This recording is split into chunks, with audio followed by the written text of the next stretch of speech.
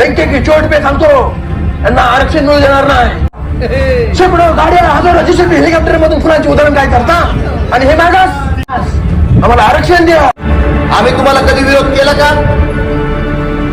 अरे सध्या तूच बसलाय ना. असं असतं. मला काय म्हणायचं आहे की त्यांना सारथीद्वारे जे मिळावं ते आम्हालाही महायुतीद्वारे मिळालं पाहिजे की नाही. आमचा हक्क आहे तो. असं कसं आहे?